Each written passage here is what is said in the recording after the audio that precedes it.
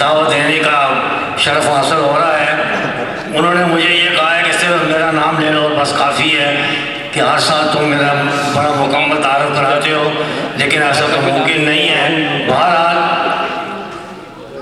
ہمارے آج کے جو مہمان مقرر ہیں جو کہ ٹیکساس سے تشریف لائے ہیں، یہ میرے نہایت ہی قابل احترام دوست محمد نصیر صاحب کے برخوردار عظیم ہیں، اور علامہ طاہر القادری دامت برکاتہ العالیہ کے شاگرد ہیں، اور پیر طریقت رہبر شریعت علامہ طاہر الہ الدین الجیلانی کے یہ مرید خاص ہیں۔ اس کے علاوہ انہوں نے اسلامیات، عربی اور اردو میں ایم.اے کی تعلیم حاصل کی ہے۔ اب ہم سب کے پرجوش نعرے میں تشریف لاتے ہیں خطاب کے لیے جناب علامہ افضال احمد قادری صاحب۔ نعرہ تکبیر، نعرہ رسالت، نعرہ حیدری، نعرہ حوثیہ، علماء اہل سنت والجماعت زندہ باد۔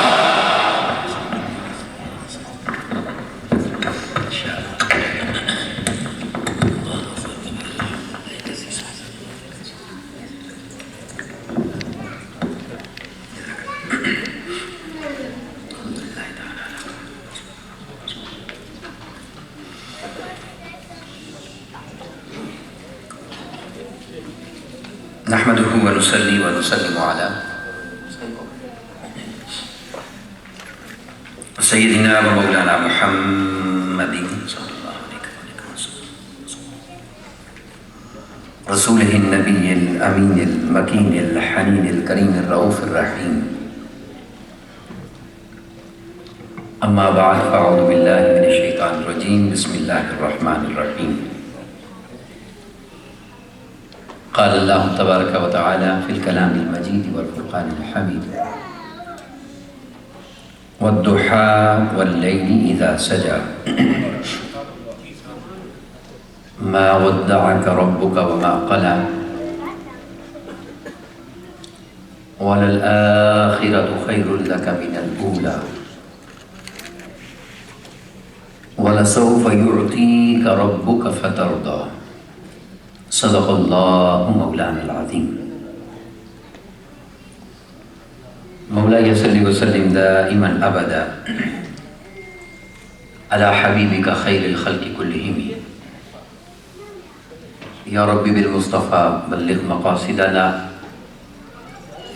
واغفر لنا ما مضى يا واسع الكرم.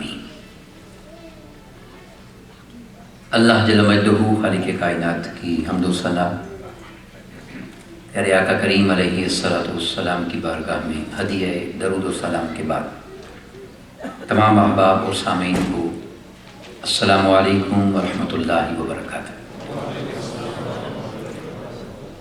الحمدللہ تعالی اللہ رب العزت کے فضل و احسان سے ہم سب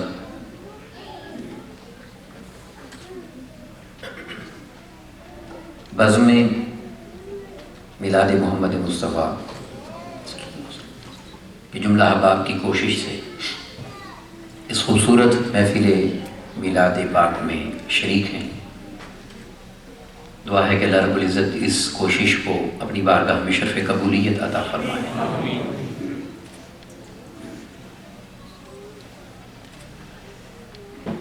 میں نے پیارے آقا کریم علیہ السلام کے میلاد پاک کی نسبت سے قرآن مجید کی آیات کی تلاوت کی ہے اور 5 آیات کی تلاوت حضور کے خاندان کی نسبت سے کی ہے. سما ایسا بنا ہوا تھا کہ میں بات کرنے سے پہلے اپنے ایمان اور اپنی عقیدت کا اظہار 2 اشعار میں کرنا چاہتا ہوں اور پھر میں مضمون پر بات کروں گا. بڑی خوبصورت بات شاعر نے لکھی ہے، توجہ سے سمجھنے والی ہے کہ یہ راز حدیثوں کی کتابوں میں لکھا ہے، یعنی یہ احادیث کا خلاصہ ہے. یہ راز حدیثوں کی کتابوں میں لکھا ہے کہ بغض علی عقیدہ نہیں، ماں کی خطا ہے۔ اور اس کی وضاحت میں پھر یہ شعر ہے جو اس کو واضح کر دے گا۔ شاعر نے کہا ہے کہ علی والا ہر در کا سوالی ہو نہیں سکتا، علی والا ہر در کا سوالی ہو نہیں سکتا، برے جس کی جھولی علی وہ خالی ہو نہیں سکتا، بھرے جس کی جھولی علی وہ خالی ہو نہیں سکتا، حاجی ہو نمازی ہو ملا ہو یا مفتی ہو، حاجی ہو نمازی ہو ملا ہو یا مفتی ہو، علی کا جو بھی دشمن ہے حلالی ہو نہیں سکتا، علی کا جو بھی دشمن ہے حلالی، چونکہ جو علی کا نہیں ہے وہ نبی کا نہیں ہے، اور جو نبی کا نہیں ہے وہ خدا کا نہیں ہے۔ اللہ رب العزت ہمیں حضور اور حضور کے خاندان کا حیا عطا فرمائے، اور اسی نسبت میں زندہ رکھے، اور اسی نسبت میں دنیا سے لے جائے، اور اسی نسبت میں میدان حشر میں ہمیں جمع فرمائے۔ وقت چونکہ بہت ہو چکا ہے اور مضمون جو میں نے چنا ہے وہ تھوڑا طویل ہے، اگر میں انشاءاللہ اسے اپنے مختصر وقت میں اس کو سمیٹتا ہوں۔ میں نے سورہ والضحیٰ کی 5 آیات پاک کی تلاوت کی جو اس کی ابتدائی آیات مقدسہ ہیں۔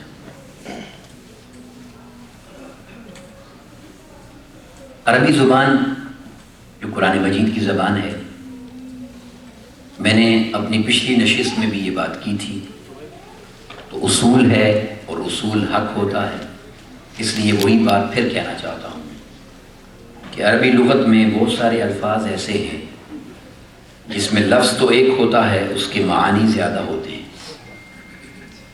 میں نے درود پاک کے خطاب میں لفظ صلاۃ کے معنی بتائے، ایک صلاۃ کے کئی معنی، یہ اس لیے آپ کو یاد کروا رہا ہوں کہ وہ خطاب بھی یاد آ جائے اور والضحیٰ کی سمجھ بھی آ جائے، کیونکہ یہ والضحیٰ بھی ایسا لفظ ہے کہ اس کے بہت معنی ہیں، اور اگر آپ تفاسیر کو جمع کر لیں اور ان کو پڑھ کے دیکھیں، میں اس تفصیل میں نہیں جاتا، تو تفاسیر کے اندر اس کے 19 کے قریب معنی ملتے ہیں، اس ایک لفظ کے معنی کہ والضحیٰ کا معنی کیا ہے۔ اب سوال یہ پیدا ہوتا ہے کہ جب ایک لفظ کے معنی زیادہ ہوں تو ہم کیسے ڈیسائیڈ کر سکتے ہیں کہ اصل معنی کیا ہے؟ یہ ایک کنفیوژن ہے، سوال ہے۔ اس کا جواب اصول تفسیر میں ملتا ہے، جو تفسیر کے اصول ہیں، اور وہ یہ ہے، سب سے بڑا اصول تفسیر کا یہ ہے۔ تفسیر کہتے ہیں وضاحت کو، تفصیل کو، قرآن کو سمجھنے کے لیے سب سے بڑا اصول یہ ہے کہ اس آیت کریمہ کا شان نزول دیکھا جاتا ہے۔ شان نزول کہتے ہیں اس کنڈیشن کو، اس سچویشن کو، اس واقعہ کو جب وہ آیت نازل ہوتی ہے۔ جب آپ کو اس کنڈیشن کا پتہ ہو، اس سچویشن کا پتہ ہو، اس وقت اور حالات کا پتہ ہو کہ کس حالت میں آئی ہے، تو اس حالت کو سمجھ کر معنی سمجھنا آسان ہو جاتا ہے کہ اس حالت میں کون سا معنی فکس ہوتا ہے۔ بات سمجھ گئے آپ کہ نہیں؟ بولیے، بات سمجھ آنے والی ہے نا؟ تو بندہ آ کر ہمیں کوئی واقعہ سنائے تو ہم اس سے پہلا سوال کرتے ہیں کہ آپ موجود تھے، پورا حادثہ کیا تھا، واقعہ کیا تھا، تب ہم بات سمجھتے ہیں نا کہ ہوا کیا ہے۔ تو یہ شان نزول ہوتا ہے۔ اب اس بحث میں جانے سے پہلے کہ اس آیت کا معنی کیا ہے، میں آپ کو شان نزول بتا دیتا ہوں، پھر سمجھنا آسان ہو جائے گا۔ ہوا یہ تھا کہ اللہ رب العزت کی حکمت تھی، اس نے آقا علیہ السلام پر کچھ دن کے لیے وحی نہیں اتاری، جبرائیل کو نہیں بھیجا کوئی نئی آیت دے کر، پیغام دے کر۔ اب آپ ایک لمحے کے لیے سوچیں کہ جب پیغام کا آنا رکا ہے تو آقا علیہ السلام کے قلب مبارک پر کیا گزری ہوگی؟ وہ انتظار، وہ بے چینی، وہ بے قراری تھی، وہ بڑھتی گئی اور اتنی بڑی کہ آقا علیہ السلام کی طبیعت مبارکہ ناساز ہو گئی۔ یعنی آسان کر دیتا ہوں، یہ جملے آپ نے یاد رکھنے ہیں۔ ایک وحی کا آنا رکا ہے اور ایک آقا علیہ السلام کو بخار ہو گیا ہے، ٹیمپریچر، بیمار ہو گئے۔ دو باتیں ہو گئی۔ تو جب انسان بیمار ہو جاتا ہے تو بشری تقاضا ہے کہ اس کے جسم کی پوزیشن صحت جیسی بولے بشری تقاضا ہے، نہیں ہوتی۔ تو آقا علیہ السلام جو رات کو قیام فرماتے تھے، نفل قیام، وہ قیام تھوڑا کم ہو گیا۔ وہ جو ساری رات قیام ہوتا تھا اور قرآن اترا تھا کہ طٰہٰ مَا أَنزَلْنَا عَلَيْكَ الْقُرْآنَ لِتَشْقَىٰ، اے محبوب یہ قرآن اس لیے تو نہیں اتار رہے کہ آپ ساری رات قیام کریں، آپ آرام فرمایا کریں۔ تو اس طبیعت کی خرابی سے کچھ آرام کم ہوا، اس قیام کم ہوا رات کا۔ تین باتیں کہہ چکا ہوں۔ وحی کا آنا رکا ہے، طبیعت پاک ناساز ہوئی ہے، اور رات کا قیام بولیے کم ہوا ہے۔ یہ سب کچھ دیکھ کر دشمنوں نے تانے دیے، اور میں صرف آپ کے نالج میں لانے کے لیے وہ جملہ کہہ رہا ہوں۔ اللہ رب العزت معاف فرمائے، ابو لہب کی بیوی نے کہا لگتا ہے کہ محمد کو اس کے رب نے چھوڑ دیا۔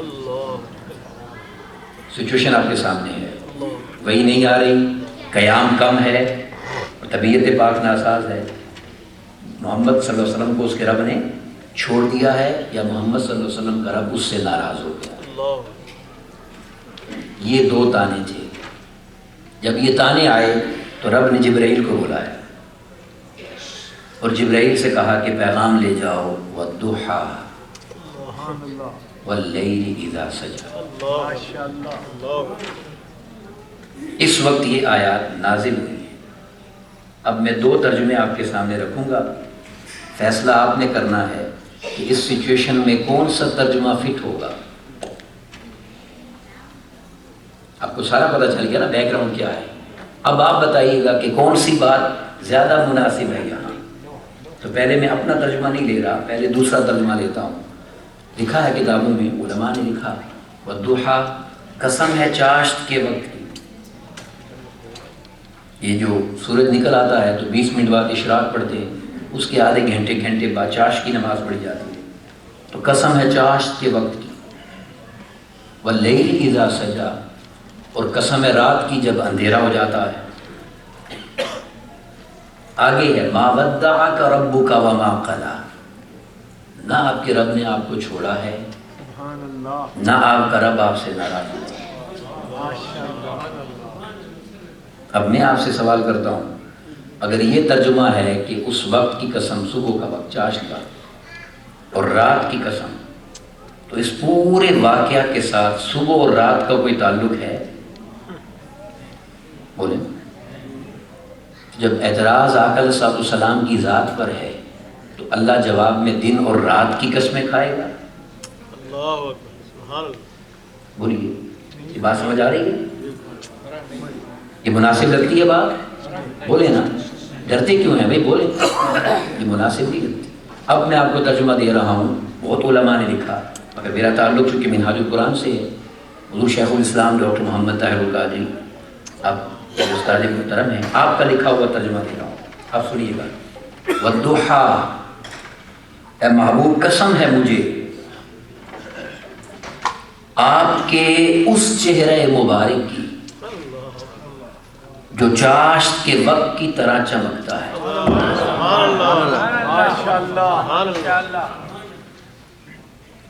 قسم ہے مجھے آپ کے چہرے مبارک کی جو چاشت کے وقت کی طرح، بولیے، اور واللیل اذا سجا، اے محبوب قسم ہے مجھے آپ کی مبارک زلفوں کی کہ جب وہ آپ کے چہرے پر آ جاتی ہیں تو عاشقوں کے لیے رات ہو جاتی ہے، عاشقوں کے لیے رات ہو جاتی ہے۔ اب یہ ہے ترجمہ جو عشق والوں نے لکھا۔ اب آپ سوال کر سکتے ہیں، بات بیلنس کرنی چاہیے، کوئی کہہ سکتا ہے کہ اگر کافروں نے دن رات پر اعتراض نہیں کیا تھا تو کافروں نے چہرے اور زلفوں پر بھی تو اعتراض نہیں کیا تھا، تو ہم کیسے مان لیں کہ چہرے اور زلفوں کی قسم ہے؟ سوال بنتا ہے ہی نہیں. بولیے، تو اس کو انٹرٹین کرتے ہیں. یہ سوال درست ہے، اس کا جواب دے دیتے ہیں. جواب یہ ہے کہ کافروں نے صبح و شام کی قسم نہیں کھائی تھی، یہ بات درست ہے، مگر کافروں نے جب تانے دیے تھے تو کیا اس چہرے پاک پر پریشانی آئی ہوگی یا نہیں؟ بولیے، چہرے پاک پر اداسی آئی ہوگی کہ نہیں، کہ رب اب تو وہی بیچ، اب تو دشمن بھی تانے دے رہے، اب تو دشمن بھی انگلی اٹھا رہے. تو رب نے بھی جبرائیل کو بلا کر یہی کہا، جبرائیل جواب تو میں نے دینا ہی ہے، اور جواب ہمیشہ دیتا ہوں محبوب پر اٹھنے والی ہر بات کا، مگر جواب سے پہلے کچھ ایسی خبر لے کر جا کہ تانے سن کر جو چہرہ پریشان ہوا ہے، جواب سن کر وہی چہرہ مسکرانے لگ جائے. اب پیغام آقا کو یہ دیا، محبوب کافروں کو نہ دیکھیں کہ وہ آپ کو کیا کہتے ہیں، دشمنوں کو مت دیکھیں کہ وہ آپ کو کیا کہتے ہیں، آپ ادھر دیکھیں آپ کا رب آپ کو کیا کہتا ہے. تو جب آقا نے سنا کہ وہ میرے چہرے کی قسمیں کھا رہا ہے، وہ میرے زلفوں کی قسم کھا رہا ہے، تو ایمان سے بتائیں کوئی پریشانی طبیعت پاک پر رہ گئی ہوگی؟ بولیے. اس لیے شاعر نے کہا ہے، رب آکھیا سونیا محبوبہ. آپ نے پنجابی کا کلام سنا ہے نا، رب آکھیا سونیا محبوبہ میں سو سو ناز اٹھانا ہوں، میں سو سو ناز اٹھانا ہوا، لوکی میریاں قسماں کھاندے نے میں تیریاں قسماں کھانا.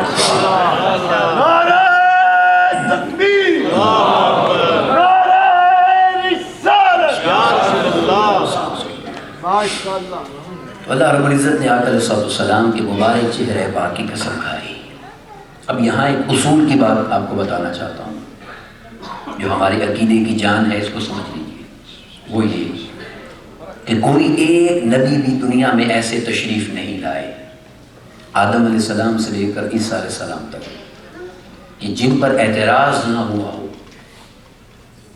جن پر انگلی نہ اٹھی ہو، جن کو تانے نہ ملے ہو. کوئی ایک نبی بھی ایسا نہیں. لیکن قرآن گواہ ہے، سورہ نوح پڑھیے گا، ترجمہ آپ کو سمجھ آ جائے گی جو بات کہنے لگا ہوں.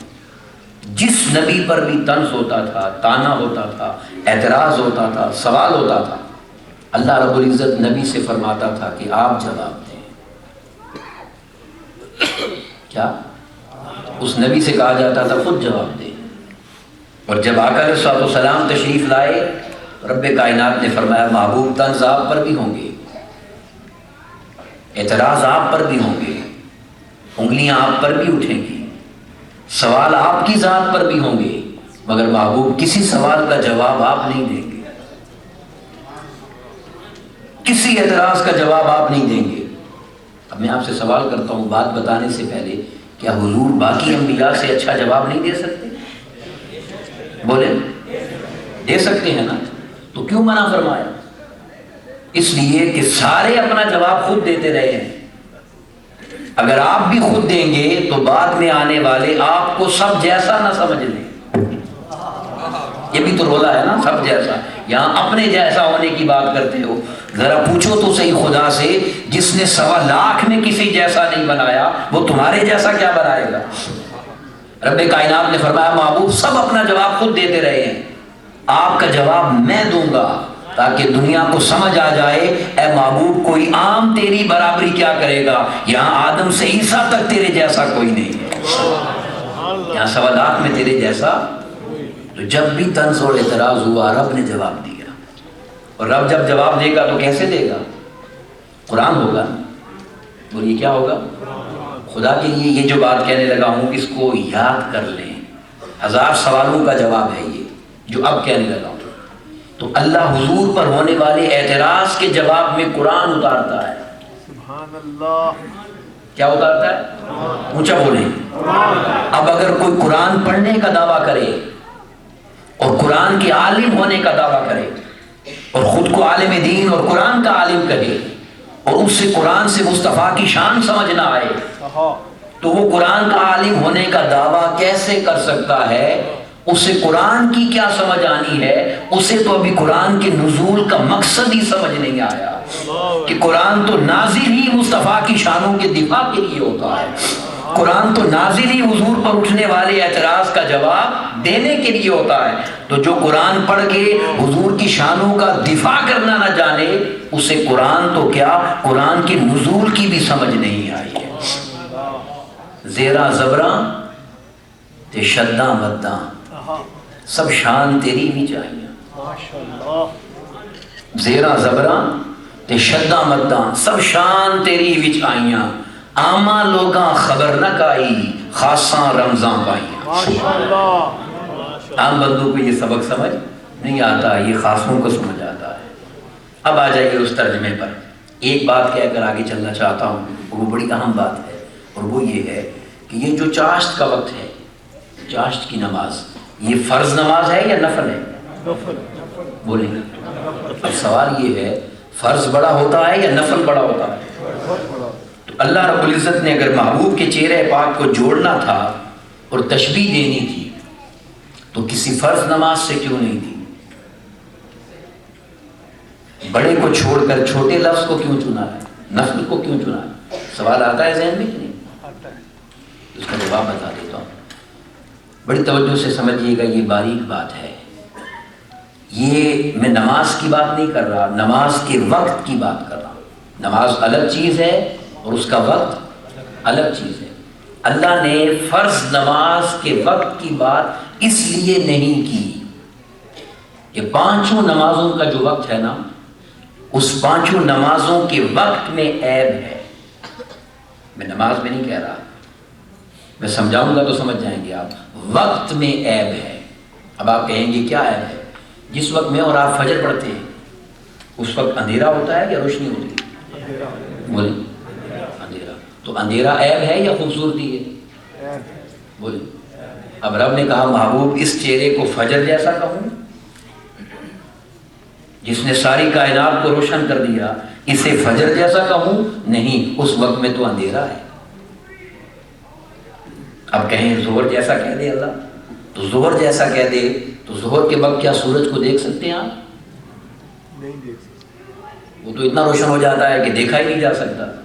تو رب کائنات نے فرمایا محبوب جو چہرے پر نقاب کرتے تھے وہ موسیٰ یا یوسف تھے، کیونکہ دیکھنے والے نابینا ہو جاتے تھے، ادھر تو نابینا بیٹھے تو بینا ہو جاتا ہے۔ تو ظہر کا وقت بھی عیب والا ہے، یہ ظہر جیسا نہیں کہہ سکتا۔ عصر کے وقت میں مدھم ہو جاتا ہے، ڈل ہو جاتا ہے، لائٹ کم ہو جاتی ہے، نہیں محبوب یہ عصر جیسا بھی نہیں۔ مغرب میں غروب ہو جاتا ہے، نہیں محبوب یہ غروب ہونے والا بھی نہیں۔ عشاء میں پھر اندھیرا ہو جاتا ہے، نہیں محبوب یہ چہرہ عشاء والا بھی نہیں۔ تو فرمایا فرض کو چھوڑو، نفل کی بات کرتے ہیں کہ چاشت کے وقت سورج نکل بھی پورا آتا ہے اور آنکھوں سے دیکھا بھی جا سکتا ہے۔ تو رب کائنات نے فرمایا محبوب ہمیں تو تیری بارگاہ میں وہ لفظ بولنا بھی مناسب نہیں جس لفظ میں عیب ہو، اور لوگ تیری ذات میں عیب کی بات کرتے ہیں۔ وہ کمال حسن حضور ہے کہ گمان نقص جہاں نہیں، وہ کمال حسن حضور ہے کہ گمان نقص جہاں نہیں، یہی پھول خار سے دور ہے، یہی شمع ہے کہ دعا نہیں۔ رب کائنات نے فرمایا محبوب آپ کا چہرہ پاک چاشت کے وقت جیسا چمکتا ہے، جو چمک میں بھی پورا ہے اور کسی کی آنکھوں کو نابینا نہیں کرتا۔ اگر کوئی نابینا آ بیٹھے اس کے قلب کو بھی بینا کر دیتا ہے، اس کو بھی بینا عطا کر دیتا ہے۔ پھر فرمایا ما ودعک ربک وما قلی۔ اے محبوب اب اس کا ایک ترجمہ میں نے پہلے کہہ دیا، اب میں آپ حضور شیخ الاسلام کا ترجمہ آپ کو دے رہا ہوں۔ ما ودعک، اے محبوب یہ کہاں سے اٹھ کے آگے تانا دینے والے کہ ہم نے چھوڑ دیا؟ یہ کون ہے بات کرنے والے کہ ہم ناراض ہو گئے ہیں؟ ان کو جواب دے دیجئے ما ودعک، ہم نے جب سے آپ کو چنا ہے۔ یہ آج تانا دے رہے ہیں، ہم نے جب سے آپ کو چنا ہے پھر نہیں چھوڑا، ہم نے جب سے چنا ہے۔ اور اب سوال یہ ہے کہ جب سے چنا ہے، کب سے چنا ہے؟ تو بھائی اس وقت سے چنا ہے جب نہ جب تھا اور نہ تب تھا، ایک مصطفیٰ تھا، ایک اس کا رب تھا۔ اللہ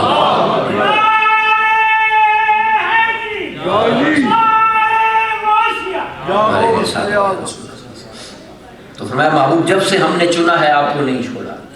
اگلا جملہ غور سے سنیے گا، اور جب سے محبوب بنایا ہے پھر ناراض بھی نہیں، کیونکہ محبوبوں سے ناراض نہیں ہوتے، محبوبوں کے ناز اٹھائے جاتے ہیں۔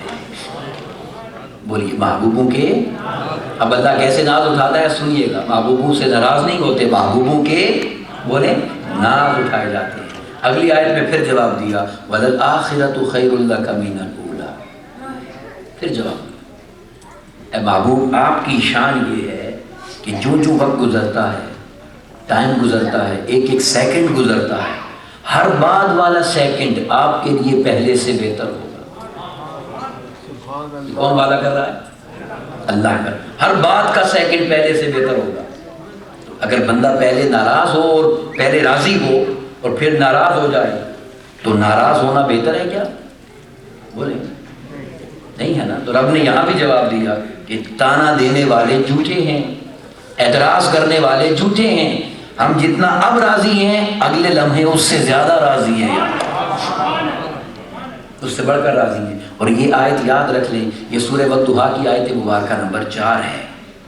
اس میں ایک اصول ہے، میں بہت جلدی جا رہا ہوں کیونکہ آگے میں نے ایک بات اگلی آیت کریمہ میں کرنی ہے، اس لیے میں ان آیات کو جلدی سے گزار رہا ہوں، مگر یہ اصول یاد رکھ لیں، اور وہ یہ اللہ رب العزت نے اس آیت کریمہ میں قیامت تک کے لیے آقا علیہ السلام کی ایسی شان بیان کر دی ہے کہ جو اعتراض آقا علیہ السلام کی ذات پر جاہل لوگ کرتے ہیں، ہر اعتراض کا جواب اس آیت میں ہے۔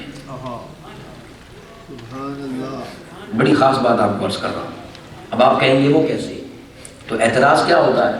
ایک شخص کہتا ہے کہ حضور حاضر ناظر ہیں، ایک کہتا ہے نہیں ہے، حضور کے پاس علم غیب ہے، دوسرا کہتا ہے آج اللہ نہیں ہے، وہ سن سکتے ہیں، وہ نہیں سن سکتے، وہ شفاعت کریں گے، وہ نہیں کریں گے، وہ حیات ہیں، وہ حیات بولے، یہ دو باتیں ہوتی ہیں۔ جتنے اعتراض ہیں آپ یاد کر لیں، جتنے اعتراض ہیں، اب میں آپ سے سوال کرتا ہوں، اس میں ایک میں ہاں ہے اور ایک میں بولے اونچا نہ، ایک کہنے والا ہاں کہتا ہے اور ایک کہنے والا نہ کہتا ہے۔ اب فیصلہ آپ کریں، ہاں بہتر ہے یا نہ بہتر ہے؟ اونچا بولے ہاں بہتر ہے۔ تو یہ آیت کہہ رہی ہے کہ ہر ہاں مصطفیٰ کے لیے ہے اور ہر نہ دعویٰ کرنے والے کے لیے۔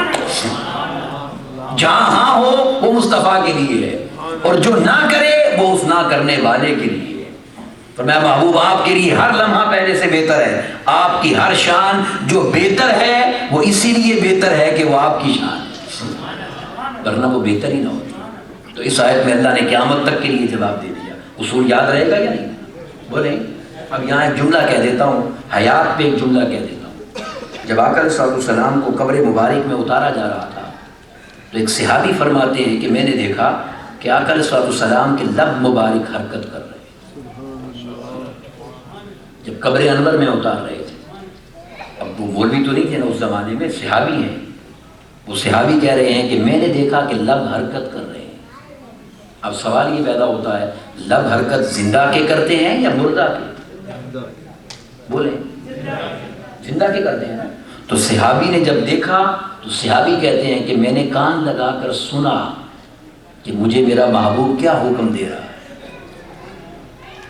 انہوں نے یہ نہیں کہا کہ مر گئے معاذ اللہ بس اب میرا وہم ہوگا، انہوں نے سنا، اس نے اپنا عقیدہ بتایا کہ زندہ ہے، تو زندہ ہے واللہ، تو زندہ ہے واللہ، میری چشم عالم سے چھپ جانے والا۔ اب صحابی نے سنا تو لب پر ایک ہی جملہ تھا، رب حب لی امتی، میرے مولا میری امت کی خیر کر۔ اب ہوا کیا؟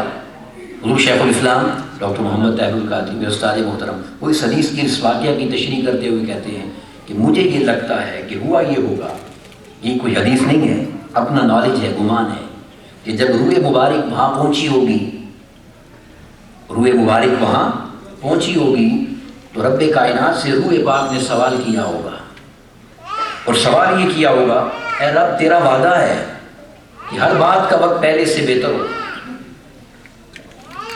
یہ تیرا وعدہ ہے میرے ساتھ قرآن میں. ہاں وعدہ ہے. تو اب مجھے اس جگہ رکھ جو جگہ تیرے یار کے جسم سے بہتر ہو. تب تو وعدہ پکا ہوگا نا. اگر اس جسم سے بہتر جگہ نہ ہوئی تو وعدہ پکا بولیں. اور اس کا وعدہ تو پکا ہی پکا ہے. تو رب کائنات نے پھر فرشتوں کو بلایا ہوگا اور فرشتوں سے پوچھا ہوگا کہ ساری کائنات میں نے بنائی ہے, تم گواہ ہو, تم بتاؤ میں نے سب سے پیارا کیا بنایا ہے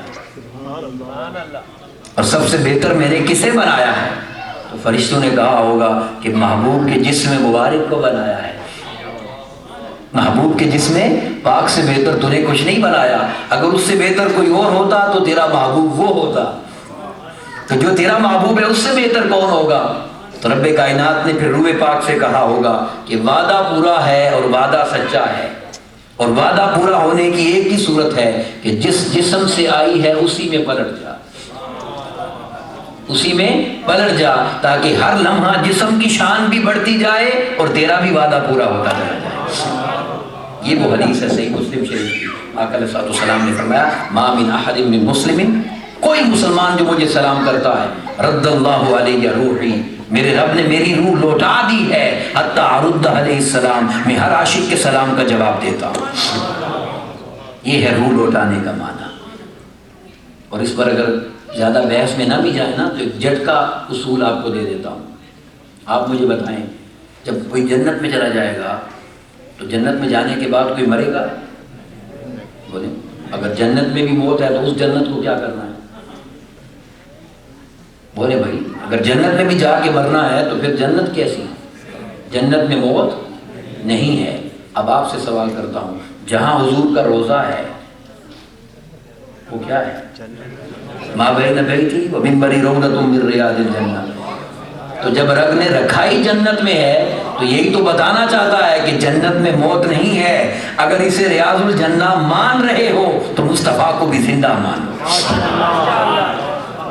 میرے مصطفیٰ کو بھی زندہ مانو, کیونکہ جنت میں موت بولے نہیں ہے. نہیں, حضور کی شان مبارک ہے. اب اس سے اگلی آیت کریمہ ہے اور اس میں بڑا قیمتی جملہ ہے, توجہ سے سننے والا. اللہ نے اس آیت میں بھی اس تانے کا جواب دیا ہے جو تانا تھا نا, ناراض ہونا معاذ اللہ یا چھوڑ دینا, اور وہ جواب یہ دیا ہے وَلَسَوْفَ يُؤْتِيكَ رَبُّكَ فَتَرْضَىٰ. اس کا ترجمہ سنیے. اے محبوب صلی اللہ علیہ وسلم, ہم آپ کو اتنا عطا فرمائیں گے, اتنا عطا فرمائیں گے کہ آپ راضی ہو جائیں گے, آپ راضی ہو جائیں گے. اب ذرا تانے کے ساتھ جوڑ کر دیکھیں اس بات کو. رب کائنات نے فرمایا محبوب یہ لوگ یہ کہہ رہے ہیں کہ میں ناراض ہوں. یہ کافر لوگ, یہ جو دشمن لوگ ہیں یہ کہہ رہے ہیں کہ میں آپ سے ناراض ہوں. تو میں ان کو جواب دیتا ہوں میں نے ناراض کیا ہونا ہے, یا میں ناراض کیسے ہو سکتا ہوں. میں تو چاہتا ہوں کہ آپ مجھ سے راضی ہو جائیں. تو جو خود راضی کرنے میں لگا ہے وہ ناراض ہوگا؟ بولے بھائی, وہ ناراض نہیں ہوگا. آپ وہ جملہ یاد کریں, وہ نال اٹھائے گا کہ سونیا بتا تو صحیح کہ تو نے راضی کیسے ہونا ہے. میں تو چاہتا ہوں کہ تو راضی ہو جائے. اسی لیے تو لکھا گیا خدا کی رضا چاہتے ہیں دو عالم. ساری کائنات چاہتی ہے رب راضی ہو جائے, رب راضی ہو جائے, رب راضی ہو جائے. اس سے بھی تو پوچھو کہ تو کیا چاہتا ہے. تو وہ جواب دے رہا ہے خدا کی رضا چاہتے ہیں دو عالم اور خدا چاہتا ہے رضا محمد صلی اللہ علیہ وسلم. اب اس آیت میں اللہ نے بڑی خاص بات فرمائی ہے. اب محبوب اتنا دیں گے, اتنا دیں گے کہ آپ راضی ہو جائیں.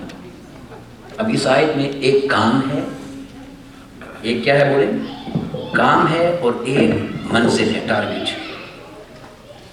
جب میں اور آپ کوئی کام کرتے ہیں نا تو کوئی ٹارگیٹ ہوتا ہے, ہمارا گول ہوتا ہے, اس مقصد کے لیے کرتے ہیں. میں بڑی آسان مثال دوں گا تاکہ بات سمجھ آ جائے. اگر کوئی آپ سے کہے کہ میں نے پانی پینا ہے, پانی پینا ہے, آپ اس سے کبھی پوچھتے ہیں کتنے گلاس پینا ہے؟ کیوں؟ کیونکہ کوانٹیٹی جو ہے وہ تو میٹر ہی نہیں کرتی. مقصد ہوتا ہے کوئی, اس لیے پیا جاتا ہے, پیاس لگی ہے. کیا ہوتا ہے؟ کبھی پوچھا آپ نے کتنے گلاس لے کے آؤں؟ کیوں؟ آپ لے آتے ہیں ایک گلاس، پیاس بجھ گئی تو کہے گا الحمدللہ، ورنہ کہے گا اور لے آئیے۔ اب پیاس بجھے گی تو پینا چھوڑیں گے، ٹھیک ہے؟ کھانا کھانے لگنے کو پوچھتا ہے کتنی روٹیاں لے آؤں؟ یہ میں اس لیے کہہ رہا ہوں کہ یہ تو ہر بندہ سمجھ جائے گا نا بات، یہ مثال اس لیے دے رہا ہوں۔ اب لے آتے ہیں، ایک روٹی کھا کر بھوک مٹ گئی، 2 کھا کے مٹ گئی، 3 کھا کے مٹ گئی، اپنی اپنی طبیعت اور وقت پہ ڈیپینڈ کرتا ہے نا، سمجھ رہے ہیں بات؟ تو کبھی بھی یہ کوانٹیٹی نہیں دیکھی جاتی، گول دیکھا جاتا ہے۔ اب رب سے پوچھیں یار اب تو کتنا دے گا، کب تک دے گا؟ تو وہ جواب دیتا ہے کہ گنتی تم نہیں کرتے، کھاتے پیتے ہوئے اور اپنے معاملات کرتے ہوئے گول دیکھتے ہو، تو مجھ میں کیا کمی ہے کہ گنتی دیکھ رہے ہو؟ میں تو مالک ہوں، گول دیکھو کیا ہے، ٹارگٹ دیکھو کیا ہے، میں سب کچھ دوں گا اور تب تک دوں گا جب تک سونا راضی نہیں ہو جاتا۔ اب یہ فلسفہ صحابہ کو سمجھ آ گیا، صحابہ کو سمجھ آ گیا۔ صحابہ نے پوچھ لیا حضور اب تو بال جو ہے وہ آپ کی کوٹ میں آ گئی ہے، وَلَسَوْفَ يُؤْتِيكَ رَبُّكَ فَتَرْضَىٰ، آپ کے کوٹ میں آ گئی ہے، اب آپ بتائیں کب راضی ہوں گے، کتنا لے کر راضی ہوں گے، کب راضی ہوں گے؟ صحابہ نے پوچھا، میں حدیث پڑھنے لگا ہوں، غور سے سنیے۔ تو آقا علیہ السلام مسکرائے اور مسکرا کر ایک جملہ فرمایا، اور یہ جملہ جو میں کہنے لگا ہوں حدیث پاک کا، اللہ کی عزت کی قسم ہے، کوئی شخص اگر یہ جملہ اپنی زبان سے خود کہے وہ کافر ہو جائے۔ برابری کرنے والوں کو بھی تو جواب دینا ہے نا، جو ایک جیسا ہم جیسا سمجھتے ہیں جاہل۔ اللہ کی عزت کی قسم ہے جو شخص یہ جملہ زبان سے کہے وہ کافر ہو جائے گا۔ برابری کس کی کرتے ہو؟ یہ جملہ حضور نے کہا ہے۔ کیا آقا علیہ السلام نے فرمایا واللہ لا ارضی، مجھے اللہ کی قسم ہے میں اللہ سے راضی نہیں ہوں گا۔ بولے کوئی جرت کرے گی جو برابری کی بات کرے وہ یہ جملہ بولے، جو ہم جیسا ہونے کی بات کرے وہ یہ جملہ بولے، ایمان سے ہی جائے گا، ہم جیسا کیا ہونا ہے اس میں۔ آقا علیہ السلام نے فرمایا واللہ لا ارضی، گھبراؤ نہیں میرے صحابیوں، میری امتیوں، گھبراؤ نہیں، اب بال میرے پاس آ گئی نا، میرے کوٹ میں ہے، تو میں بھی اس وقت تک راضی نہیں ہوں گا، اس وقت تک راضی نہیں ہوں گا۔ حضور یہی تو سننا چاہتے ہیں، کب تک؟ فرمایا وواحد من امتی فی النار، اگر میرا ایک امتی بھی دوزخ میں رہ گیا تو میں راضی نہیں ہوں گا۔ میں نے راضی ہونا ہی تب ہے جب ساری امت کو جنت میں لے جاؤں گا۔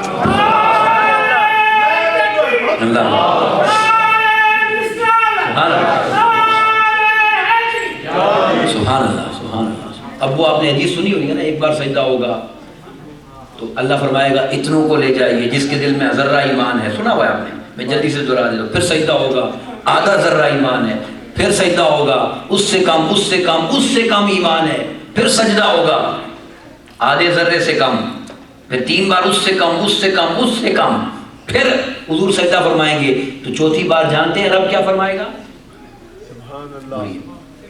چوتھی بار رب نہیں کہے گا کہ کس کو لے کر آؤ، کس کے دل میں کتنا ایمان ہے، حضور کہیں گے۔ اور وہ جملہ سن لیں حضور صلی اللہ علیہ وسلم کی زبان مبارکہ، آقا علیہ السلام فرمائیں گے، اللہ کی بارگاہ میں التجا کریں گے، مالک جب تک تو حد لگاتا رہے گا میں بھی سجدہ کرتا رہوں گا، جب تک تو حد لگاتا رہے گا میں بھی سجدہ کرتا رہوں گا۔ سونیا کیا چاہتا ہے؟ من قال لا الہ الا اللہ، ایمان کے لیول کی حد نہ رکھ، جس نے کلمہ پڑھا اسے لے جانا چاہتا ہوں۔ نعرہ تکبیر، نعرہ رسالت، نعرہ حیدری، نعرہ غوثیہ۔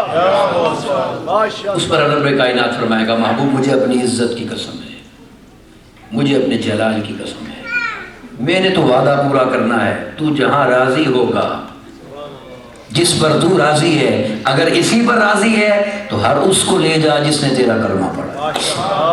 یہ بخاری مسلم کی حدیث ہے۔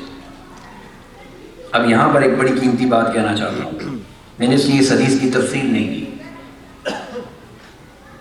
کلمہ پڑھنے والے تو بہت ہیں، کیا ہر کلمہ پڑھنے والا جائے گا؟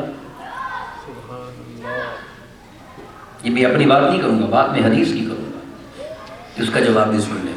ہر کلمہ پڑھنے والا نہیں جائے گا، نہیں، ہر کلمہ پڑھنے والا، میں ذمہ داری سے عرض کر رہا ہوں، اور اگر جو حوالہ میں دینے لگا ہوں نا، اس سے بڑا حوالہ دنیا میں آپ کو کوئی نہیں دے گا۔ یہ حدیث ریاض الجنہ میں لکھی ہوئی ہے، نہ ماننے والوں نے لکھی ہوئی ہے۔ حدیث کے الفاظ سن لیں۔ آقا علیہ الصلوۃ والسلام نے فرمایا شفاعتی یوم القیامت حق، قیامت کے دن میری شفاعت حق ہے، میری شفاعت حق ہے، مگر فمن لم یؤمن، جو میری شفاعت نہیں مانتا، لم یکن اہلھا، میں اس کی شفاعت نہیں کروں گا، سبحان اللہ، کروں گا اسی کی جو مان کر آئے گا۔ آج لے ان کی پناہ، آج مدد ماں ان سے، کل نہ مانیں گے قیامت کو اگر مان گیا۔ اب یہ بتائیں، جب اللہ رب العزت آقا علیہ الصلوۃ والسلام سے فرمائے گا کہ آپ جا کر جس کے دل میں ایمان ذرے برابر ہے لے آئیں، جس کے دل میں آدھے ایمان ہے اس کو لے آئیں، جس کے دل میں اس سے کم ایمان ہے لے آئیں، تو اللہ فرشتوں کو کیوں نہیں بھیج رہا؟ فرشتوں سے کیوں نہیں نکلواتا؟ جانتے ہیں کیوں؟ اس لیے کہ اگر فرشتوں نے نکالا تو نہ ماننے والے تو وہی ہوں گے نا، جو نہیں مانتے بچانے والے ہیں یا نہیں، وہ کہیں گے اچھا اللہ نے چھوڑ دیا ہے، تو رب چھوڑے گا بھی اور بتائے گا بھی کہ کس نے چھوڑا ہے۔ سبحان اللہ، رب چھوڑے گا بھی اور بولیں بتائے گا بھی۔ میں محبوب فرشتے لے آئے تو ان کو کون بتائے گا کہ میں نے چھوڑا ہے یا تو نے بچایا ہے؟ آپ جائیے اور آپ نکالیں تاکہ ان کو سمجھ آ جائے کہ بچانے والا ایک ہی ہے جسے محمد مصطفیٰ کہا جاتا ہے۔ اور اگلی بھی سننے، جو میں نے حدیث پڑھی ہے نا اسی کو لے کے جاؤں گا، جو مانتا ہے جب وہاں جائیں گے نا یہ سارے اکٹھے ہو جائیں گے، نہ ماننے والے بھی۔ میں بھی کلمہ پڑھ رہا ہوں، میں نے بھی پڑھا، میں بھی امتی ہوں۔ حضور مسکرا کر فرمائیں گے تو امتی تو ہے، تو امتی تو ہے، مگر مجھے پتا ہے کہ تو ماننے والا ہے یا بولیے نہ ماننے والا ہے۔ اس دن علم غیب کے فیصلے بھی ہو جائیں گے، علم غیب کی سمجھ بھی آ جائے گی کہ مصطفیٰ کو کیا کیا علم رب نے عطا فرمایا ہے۔ آپ کو سمجھ آئی بات؟ تو ایک تو وہ ہو جائے گا جو مان کر جائے گا، اور ایک اور ہے جو جائے گا، اور وہ کون ہے؟ یہ میری پوری گفتگو کا نچوڑ ہے، پوری گفتگو کا نچوڑ ہے۔ آقا علیہ الصلوۃ والسلام نے اپنی حیات طیبہ میں ایک بات کثرت سے فرمائی، کثرت سے ایک بات فرمائی، اور وہ بات یہ فرمائی کہ میں دو چیزیں چھوڑ کر جا رہا ہوں۔ سبحان اللہ، انی ترکت فیکم الثقلین، سبحان اللہ، دو چیزیں تم میں چھوڑ کے جا رہا ہوں، کتاب اللہ، اللہ کا قرآن، و اطرتی، اور اپنا خاندان۔ اللہ کا قرآن اور اپنا بولیں خاندان، فیملی، خاندان، فیملی، یہ دو چیزیں چھوڑ کے جا رہا ہوں۔ اور آگے جو ضمانت دی ہے نا وہ بڑی توجہ طلب ہے۔ فرمایا لن یفترقا، یہ دونوں ایک دوسرے سے الگ نہیں ہوں گے۔ سبحان اللہ، اس کا کلام اور میرا خاندان یہ کبھی جدا، وہ تو نیزے پہ بھی لوگوں نے دیکھ لیا کہ جدا نہیں، دیکھا کہ نہیں؟ نیزے پر دیکھا یا نہیں؟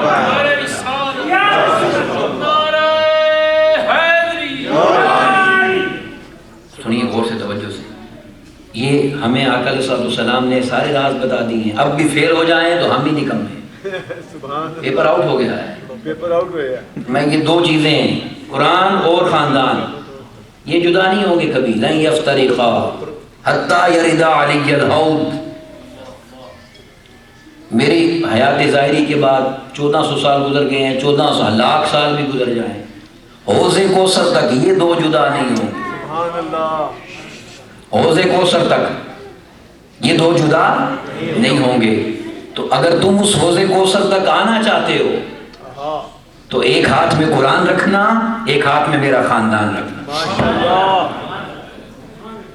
ایک کو بھی پکڑو گے تو نہیں لاؤ گے، دونوں کو، قرآن اور صاحبان قرآن، ان سے جڑو گے، نہ یہ جدا ہوں گے نہ تمہیں ہونے دیں گے۔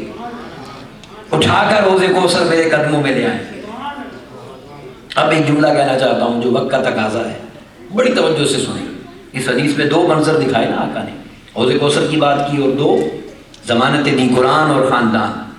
اگر ہم تھوڑا سا پیچھے چلے جائیں تو ایک منظر 10 محرم کربلا کے میدان میں تھا، ایک منظر تھا، ایک طرف فرات والے تھے،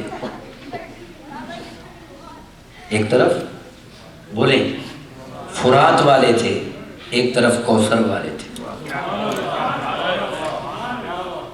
ایک طرف کون تھا؟